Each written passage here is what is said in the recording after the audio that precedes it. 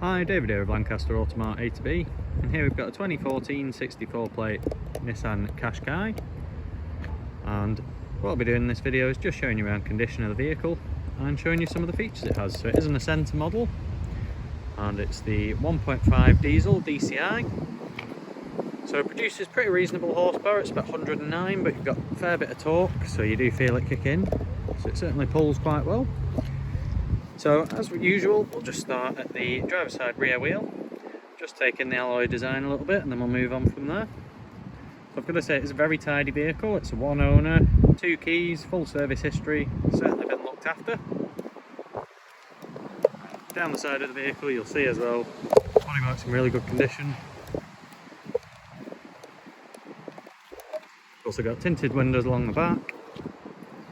And you do have keyless entry on this model, but we'll come back to that in a moment. And then onto the driver's side front alloy. Again, no wear and tear on that one. Around the front, so you do get some nice clear headlights there. Certainly no fogging or scratching occurred on those. You also get some parking sensors along the front, so you've got one on the little painted section there, and then you've got one on the moulding, and then they're mirrored over on the other side, because you'd expect them to be symmetrical.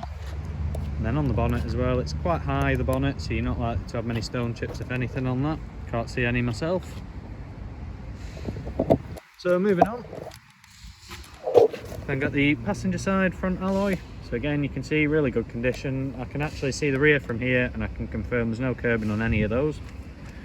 So it's a very good looking version of one of these. And then your wing mirror cap as well, there's no scuffing on that.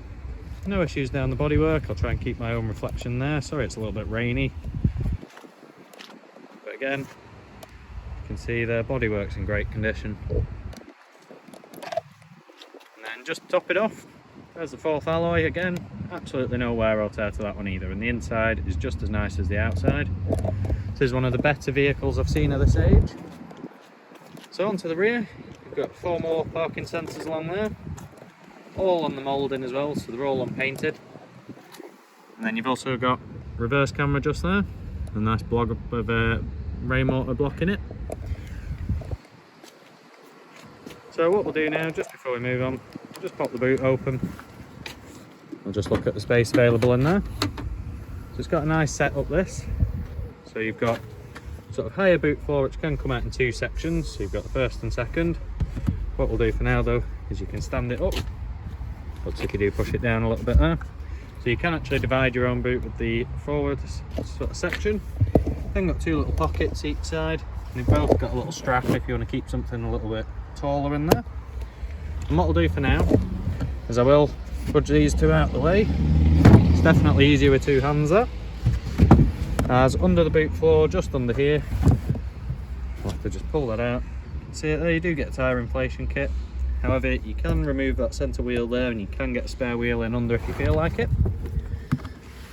So you can remove these out the way and have a slightly deeper boot floor. However, if you do want it to run completely flat all the way through, you do need to leave these in. So what I'll do is I'll just show you how that works. So into the back, and just while we're there as well, you can see it, nice and clear. Fitted mats in as well. No marks on any of the seats. And also got 2 cup holders in the centre armrest. And just while we're on it as well, the ISOFIX points are really easy to access. Just put your finger in there, pull that out, and you can see the bar you'd attach the ISOFIX point to. And then there we go. If you pull the seat forward and you've got those 2 little bits in, it does give you a completely flat floor all the way through. So there you are, very practical. And now we'll just put that down, we'll jump into the front. So as I said, you do get keyless entry, so you can press that and it locks the vehicle, and then again press it, unlocks the vehicle. So nice and straightforward. Then got electric windows all around, and you do have folding wing mirrors just there. Then got height adjustment on the seat with this one, and you've got your backrest adjustment. And there is another form of adjustment for these seats, which is just there. If you keep an eye on this little bit here, you'll see what happens there. So when you push it forwards, there's a bit more pressure there. When you push it back, it eases off. So that's for your lumbar support there. You do get the same on the driver's side as well. That's just there. However, we do get keyless entry, you also get keyless start, so you just got to have your foot on the clutch. There we go, straight into life. And then in a second we'll get the mileage. So 48,771, very reasonable. What I'll do for now as well is just turn the aircon off. So there we are. So over on the right hand side of the wheel, you do have a speed limiter alongside your cruise control. And you've also got some phone buttons just at the bottom there. Over on this side, you've got all your sort of trip computer controls and your audio controls, such as your skip track and your up and down volume. Over on the left hand side of the wheel, it's actually the stalk behind. You've got automatic lights on your indicator stalk. Then you've also got automatic wipers over on this side. And the auto bit is intermittent, so you can have it more sensitive if you want. And then I may just have to pop the door open just to get us the angle. You do get, again, that's your light for your screen at the back, so you can raise that and lower it, and then you've also got a reset button for your trip computer. So you can scroll through to different settings and reset it with this one over here. Then underneath, you've got your vehicle stability assist, auto stop start, parking sensors, and that's your lane keep assist. I'll just pull that back shut again. And then over onto the infotainment screen, so there's quite a lot going on here. So you've got multiple ways to connect your devices up. So first of all, you've got a dedicated phone button just up there, however there isn't one connected, so we'll move on from there. You've then got your radio, so you've got DAB there. You can also get onto the different radio bandwidths. So you just keep pressing radio and it'll go through those, but for now I'll leave it on DAB. You've got CD, again there's no CD in, so it will tell us that. You've also got auxiliary input. Again, nothing's actually connected with that. You press it again, you get your Bluetooth device. We've then got your skip tracks, and we've got one that says camera. So that one shows you guidelines. It's quite a good camera in this car. However, move on to map. So map and nav will both bring you on similar things. So map just shows you where you are on the map, whereas navigation actually allows you to input an address if you want directions there. But currently, that's where our location is. So we're Lund Industrial Estate. And then we'll just go back from there. So onto the climate control. So it is automatic and it is dual zone. So as you can see, that side set over on 21 degrees, passenger side set at 19. If you want them on the same, you just turn dual off and they both go to the driver's temperature. But for now, we'll just flick off, and then you've got your demisters on either side of that. Moving down to the sort of center console area. So you do have a 12-volt power outlet, which opens from the top.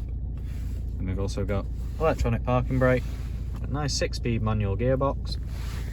Then you've got two cup holders in the centre with this little storage area behind that. And then you've got the armrest in the middle, which is quite large. It's also got two settings, so you can lift the top up and leave a little tray underneath. Or I'll show you how this works in a second. So you've got two little clips there. If you press the one just on the left there, it lifts up just the top.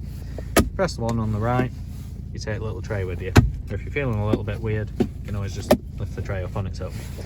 So underneath there, you've got another 12-volt power outlet, USB input and auxiliary input, and also a nice little circular bit, so you may be able to keep something a little bit round in there. Not sure what it's meant for though.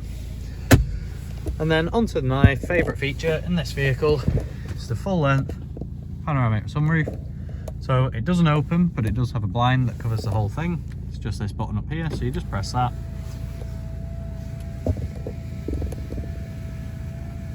And there we go. It doesn't take too long considering it is most of the roof, but quite nice if it's a little bit too sunny and you want a bit of shade inside.